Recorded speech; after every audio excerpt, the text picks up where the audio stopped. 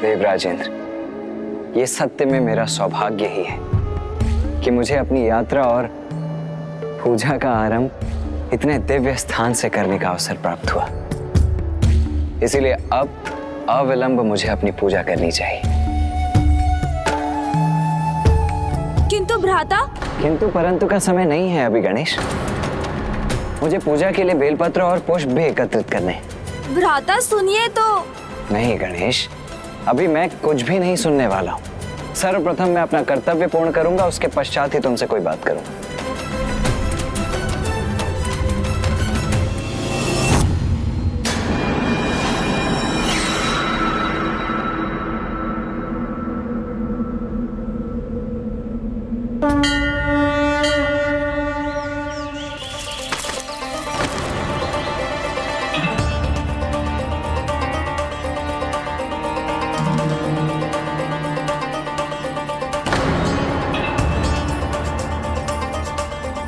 ये पुष्प कहाँ चले गए?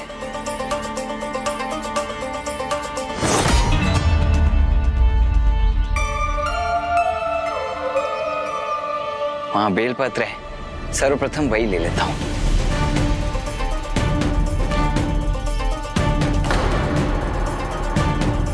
बेलपत्र भी अदृश्य हो गए। ये कौन है? कहीं कोई असुर तो नहीं है?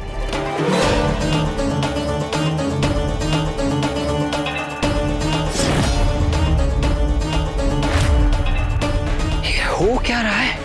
ये इसलिए हो रहा है भ्राता क्योंकि आपने अधूरी कथा सुनी। पूरी कथा सुने बिना पूजा की सामग्री लेने चल दिए। अधूरी कथा अर्थात? हाँ भ्राता, ये स्थान मात्र इसलिए तीर्थ नहीं है कि यहाँ प्रभु महादेव ने देवराज इंद्र को दर्शन दिए थे, अपितु इसका तो एक और बड़ा कारण है, वो भी तो सुन लीजिए। एक और कारण? क्या है वो कारण गणेश? भ्राता, श्री केदारनाथ धाम वो पावन स्थान है जहाँ प्रथम बार पिताश्री और माता ने समस्त संसार के समक्ष ये सत्य उजागर किया था कि कैसे दोनों पृथक होते हुए भी वैवाहिक रूप में एक ही हैं।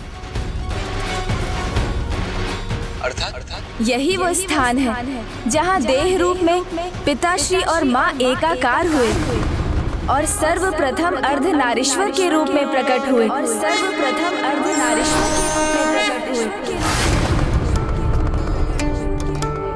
प्रणाम प्रभु।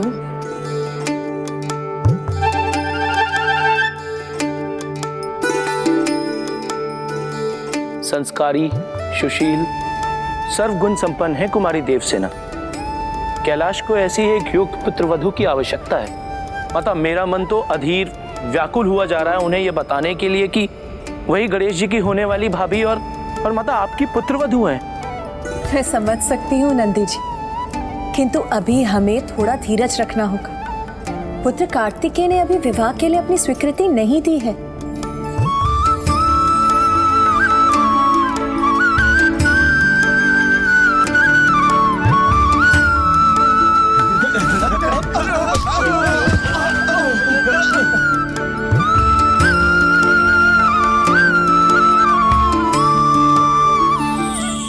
प्रणाम माता। माता, मैंने अवश्य ही कोई महान पुण्य किए होंगे जो आपकी और जगत पिता महादेव की छत्र छाया में सुरक्षित रहने का अवसर प्राप्त हुआ। ये मेरा परम सौभाग्य है जो मुझे आपका स्नेह प्राप्त करने का अवसर मिला माँ। अरे अब तो तेलात्मी तत्लत आया और माता का आशीर्वाद आप पर सदैव रहेगा। तोतला जी, क्या क्या कह रहे हैं ये गण? अच्छा है कि तोतला जी को समझना बिल्कुल भी सरल नहीं। माता, ये क्या बोल रहे हैं और सभी मुझे इतनी उत्सुकता से क्यों देख रहे हैं? पुत्री, इनके कहने का अर्थ है कि कैलाश की छत्र छाया और मेरा स्नेह सदा तुम्हें प्राप्त होगा।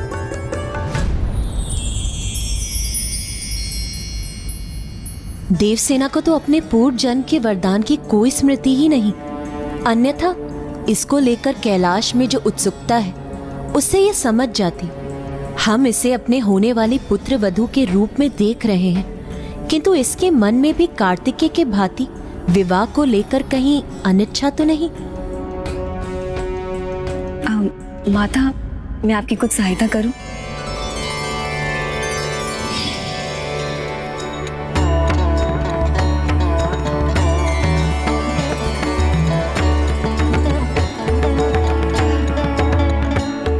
सीधे विवाह की चर्चा करना तो अनुचित होगा, किंतु कथा सुनाने के माध्यम से मैं विवाह के महत्व को अवश्य समझा सकती हूँ। कदाचित इसे अपने पूर्व जन्म के वरदान का स्मरण हो आए और ये विवाह के लिए अपना मन बना ले। तब तक गणेश भी अपने भ्राता को मना लेगा। अब भ्राता को कैसे समझाऊं कि विवाह एक समझौता नहीं, बंधन नहीं, अपितु दायित्वों भरा मर्यादित जीवन की ओर बढ़ा एक पग है। विवाह स्त्री और पुरुष दोनों को सुख, विकास प्रदान करता है, जिसमें एक दूसरे के लिए अपार प्रेम, निस्वार्थ त्याग जैसे अनेक भाव समाहित होते हैं। जिस प्रकार एक पुष्प सुगंध से मिलकर ही पूर्ण होता है, उसी प्रकार स्त्री और पुरुष एकाकार होकर पूर्ण हो जाते हैं। इसलिए जब भ्राता पिताश्री और माँ के अर्धनारीश्वर रूप की महिमा सुनेंगे तो उनके एकात्म के महत्व को समझकर विवाह के लिए अवश्य तैयार हो जाएंगे।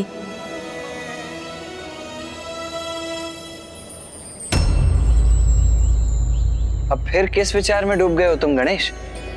सुनाओ कथा, आगे सुनाओ। किस प्रकार पिताश्री और माँ ने अर्धनारीश्वर रूप धारण किया? अवश्य सुनाऊंगा भ्राता, किंतु सर्वप्रथम आपको मेरे एक प्रश्न का उत्तर देना होगा। पिताश्री और माँ दोनों में महानतम कौन है, श्रेष्ठ कौन है? माता, इस प्रश्न का उत्तर भला कोई कैसे दे सकता है? स्त्री और पुरुष एक ही तत्व के दो रूप हैं। इसीलिए एक ही तत्व के दो भागों में कौन श्रेष्ठ है, ये भला कोई कैसे कह सकता है? पिताश्री और माँ दोनों श्रेष्ठता के चरम हैं गणेश। तुम मुझे शब्दों में उलझा रहे हो। नहीं भ्राता, इस प्रश्न का अर्धनारीश्वर की कथा से विशेष जुड़ाव है, क्योंकि अर्धनारीश्वर की कथा का ऐसे एक भक्त से संबंध है जो प्रभु महादेव को ही श्रेष्ठतम माना करता था। और उस भक्त का नाम था ऋषि भृंगी।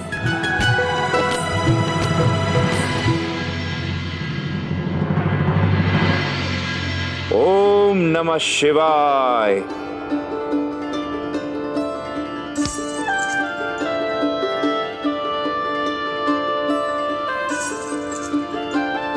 ओम नमः शिवाय।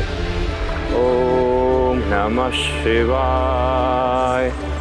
प्रभु महादेव की पूजा में लीन ऋषि भृंगी ने केदार धाम को अपना निवास बना लिया। अपने आराध्य प्रभु शिव शंकर शंभू की आराधना और तपस्या करते करते ऋषि भृंगी भक्ति की उस पराकाष्ठा पर पहुंच गए जहां प्रतिदिन भगवान को अपने भक्त को दर्शन देने के लिए आना पड़ता था। और ऋषि भृंगी प्रभु के दर्शन के साथ ही अपने नेत्र खोलते और उनका मंत्रोच्चारण भी प्रभु प्रदक्षिणा के बाद ही थमता। ओम नमः शिवाय। ओम नमः शिवाय। ओम नमः शिवाय।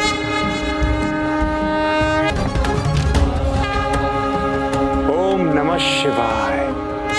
ऐसा कौन सा भक्त जिसे स्वामी स्वयं प्रतिदिन दर्शन देने जाते हैं? मुझे यह ज्ञात करने की उत्सुकता हुई, तो एक दिन मैं भी प्रभु के साथ केदारनाथ गई।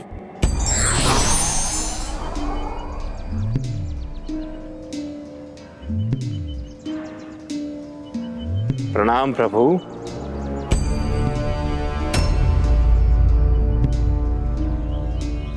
ओम नमः शिवाय।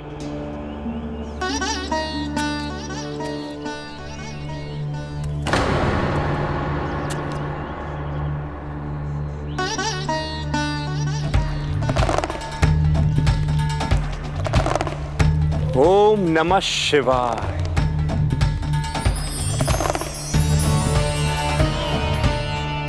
हे प्रभु, अपने इस भक्त की भक्ति स्वीकार करे प्रभु। ओम नमः शिवाय।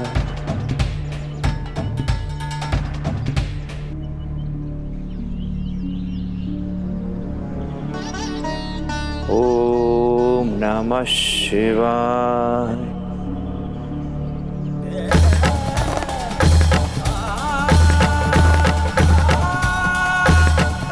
प्रभु का इतना निष्ठावान भक्त है, ये ज्ञात कर मेरा मन अति आनंदित है।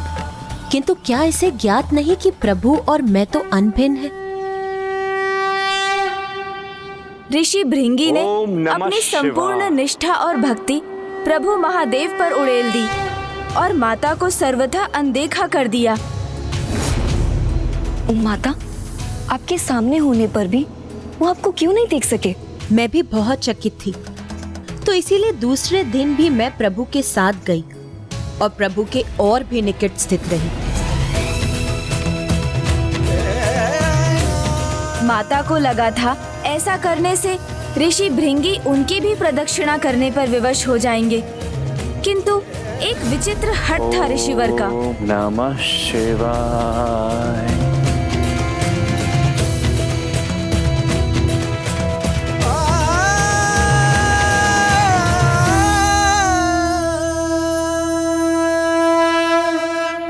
अर्थात मैंने उचित ही समझा था। ऋषि भृंगी को मेरी भक्ति में कोई रुचि नहीं। माँ ने ऋषिवर को अपनी भूल सुधारने के और भी अवसर दिए, वो पिताश्री के और भी निकट स्थित हो जाती, किंतु ऋषिवर ने अपने हठ का परित्याग नहीं किया। वो एकमात्र प्रभु महादेव की प्रदक्षिणा करने का कोई ना कोई उपाय ढूंढ ही लेते थे।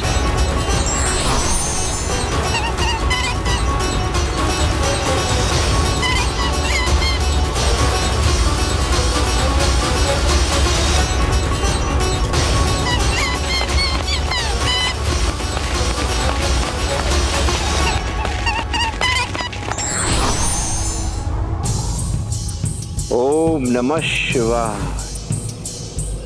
अगले दिवस माता ने इतना स्थान भी रिक्त नहीं छोड़ा कि एक नेवला भी उसमें से निकल सके।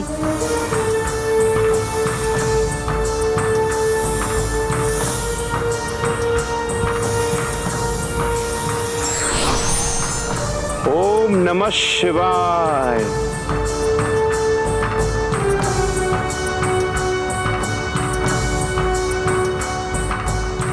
अंततः एक दिन माता ने निर्णय लिया कि वो प्रभु महादेव के अत्यंत निकट बैठेंगी, जिससे ऋषि भृंगी को उन दोनों के मध्य से निकलने का कोई स्थान प्राप्त ना हो।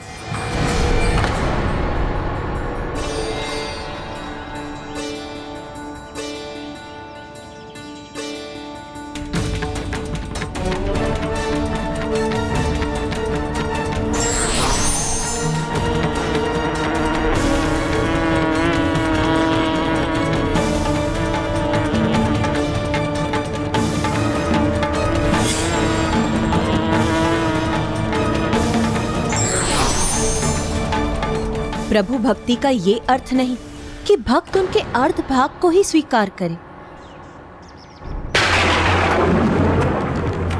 ओम नमः शिवाय। ओम नमः शिवाय।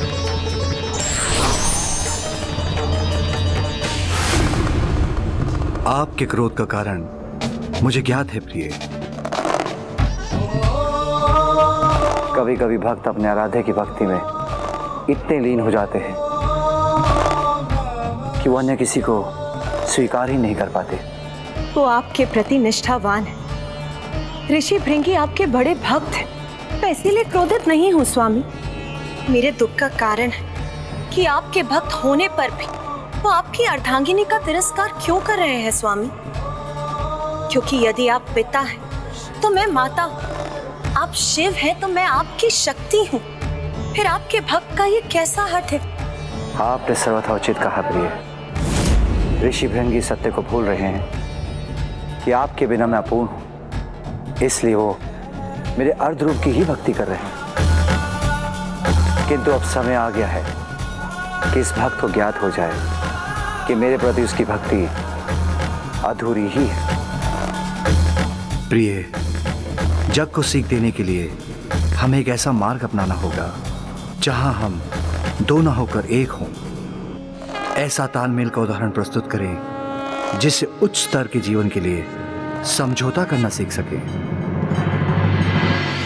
पिताश्री और माँ दोनों एक समझौते के अनुसार कार्य करने के लिए तैयार थे।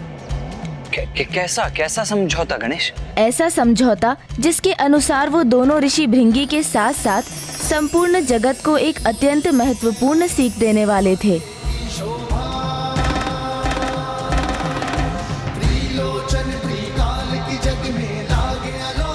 ओम नमः शिवाय। ओम नमः शिवाय। प्रभु,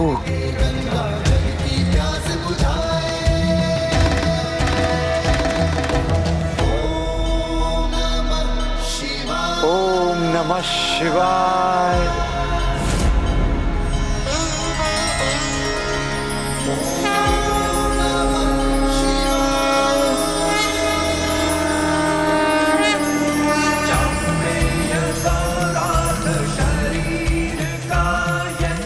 माँ और पिताश्री ने अपने अर्ध तनों का त्याग किया और संसार को प्रथम बार अपने अर्ध नारीश्वर स्वरूप का दर्शन दिया। ओम नमः शिवाय।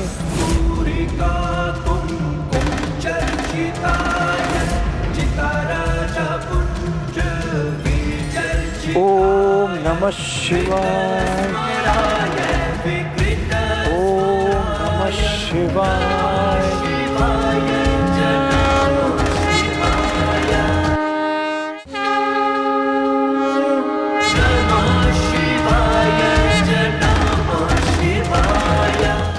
कितना अपूर्व दिव्य दृश्य रहा होगा ना गणेश। माँ और पिताश्री के इस रूप के दर्शन प्राप्त करने का सौभाग्य तो मैं भी प्राप्त करना चाहूंगा। दर्शन ही क्यों भ्राता, आप स्वयं भी विवाह के पश्चात ऐसे बन सकते हैं। मेरा अर्थ है, यदि आप जीवन साझा करें तो किसी के साथ रहना वो तो अच्छा होता है ना। हम भले ही कितने ही सामर्थ्यवान क्यों ना हो, किंतु कभी कभी किसी और का हमारे जीवन में होना हमें और भी आगे जाने के लिए उत्साहित करता है, हमें निखार कर हमारे श्रेष्ठतम स्वरूप को बाहर लाता है। जैसे माँ और पिताश्री का ये महान महिमामयी अर्ध नारीश्वर स्वरूप,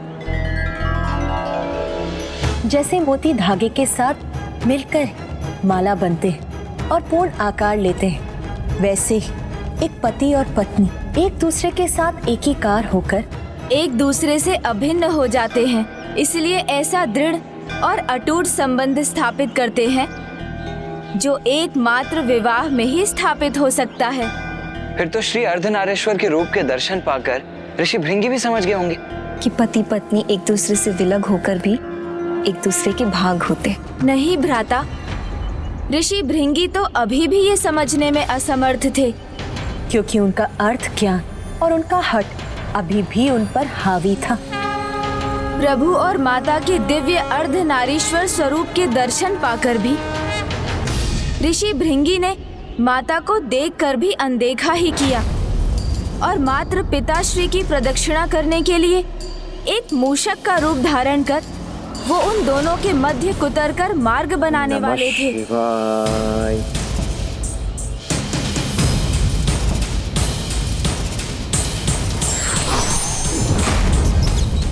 माता को ऋषि की भावना का आभास हुआ तो उनका क्रोध चरम सीमा पर पहुंच गया।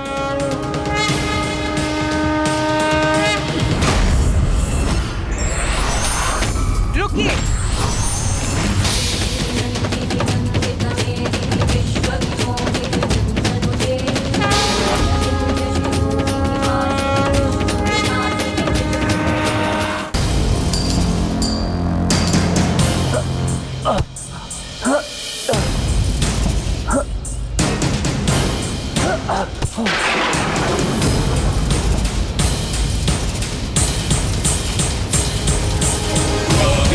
सर्वभूतेषु शक्तिरूपेण संस्थिता नमस्तस्यै नमस्तस्यै नमस्तस्यै नमो नमः।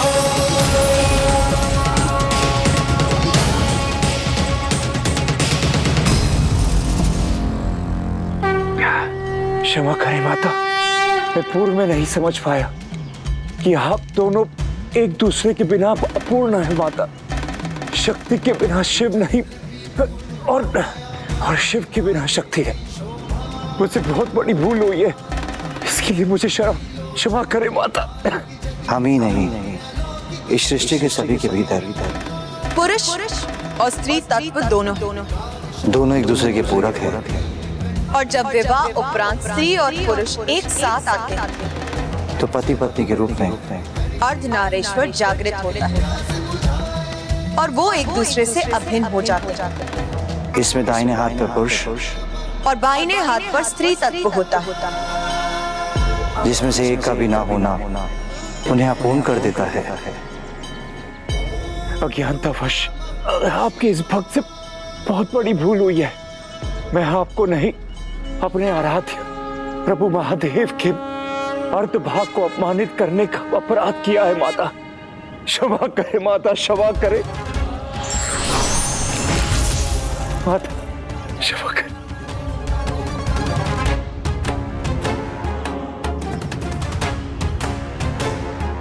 तुमने ये सत्य समझने में बहुत विलंब कर दिया, इसीलिए अब मैं चाहकर अपने श्राप को नहीं लौटा सकता। अपने श्राप को नहीं लौटा सकता।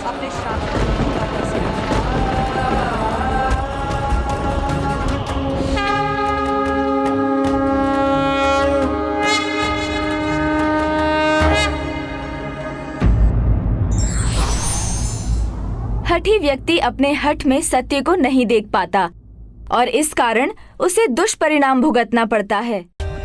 For more updates, subscribe to our channel, click the show links and enjoy watching the videos.